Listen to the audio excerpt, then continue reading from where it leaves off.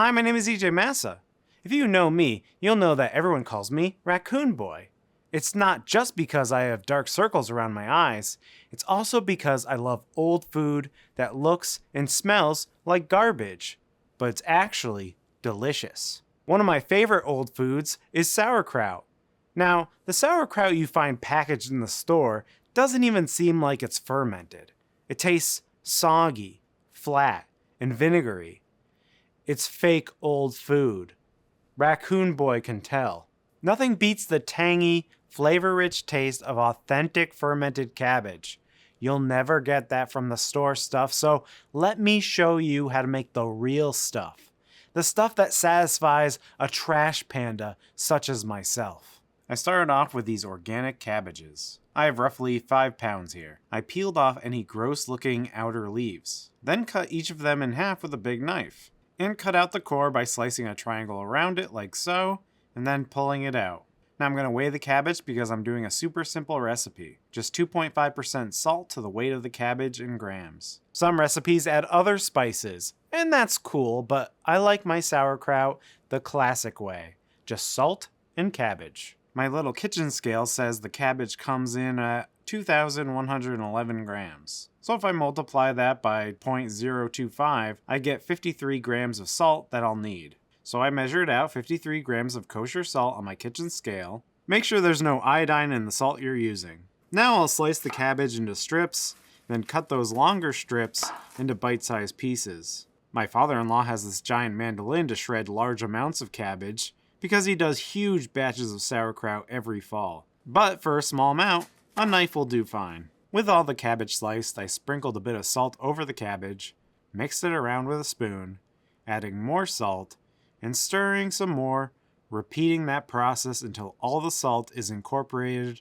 with the sliced cabbage. I let that cabbage salt mixture sit for around 30 minutes before massaging the cabbage with my hands to help release some of that sweet cabbage juice. And as you can see, the cabbage has already transformed a bit, being a bit more tender and releasing quite a bit of liquid. I then spooned the salted cabbage into a gallon jar, making sure to include all the liquid that was released by the cabbage. I tamped that down until the cabbage was almost submerged in its own juices. That's a good amount of headroom in the jar, and that amount of headroom is pretty important. I've had sauerkraut juices explode out of the airlock, so leave some headroom in your jar. The sauerkraut didn't release enough juices to submerge it, so I added a water solution that has the same salinity, 2.5%. Basically, add salt based on the volume of water to achieve 2.5%. I tamped it down to make sure it was under the brine, I added a lid and an airlock, and we are good to go. This will go down into my spooky basement, and I'll make sure to check back on it in 2 weeks. I did add some fermentation weights like this to keep the cabbage submerged under the brine. You can also just check up on the sauerkraut and tamp it down every couple days. 2 weeks later, and it looks great. I removed those fermentation weights, and the best way to see if sauerkraut is ready is to taste it. So I took out a sample for tasting. It's got like the tang, a funkiness, it's got a body to it. If you get sauerkraut from the store, it's thin and vinegary. This is what you want. Still has a little bit of crunch, so I think it's done. I'm going to put it in the fridge, put it in another jar. We'll call it a day. Now, fermentation can take up to 6 weeks, depending on how you like your sauerkraut. It can get tangier and softer as you go along, so use your senses and go by your sensibilities on when you want to pull it. Then you can store it in the fridge, or you can vacuum seal it and freeze it and pull it out later. Now that we've made some awesome sauerkraut, you can have it as a side for your dinner or for your lunch. Or you can make one of my favorite Polish dishes, and I'm not even going to try to pronounce that, but I've always called it pork and sauerkraut. Let me put that into Google Translate and see what it's actually called. Well, pretty close.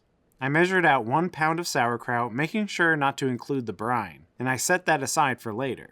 I have 2 pounds of boneless country-style pork ribs, basically just pieces of pork shoulder. What's good about this pork is that it's gluten-free. I hate when I accidentally buy a pig made completely out of wheat. I cut the pork into strips. I also grabbed myself a medium yellow onion and diced it. Not only that, I minced a large clove of garlic. I used a garlic press, but you can use a knife all the same. I broke out the Instant Pot for this one. You can also use a regular large pot.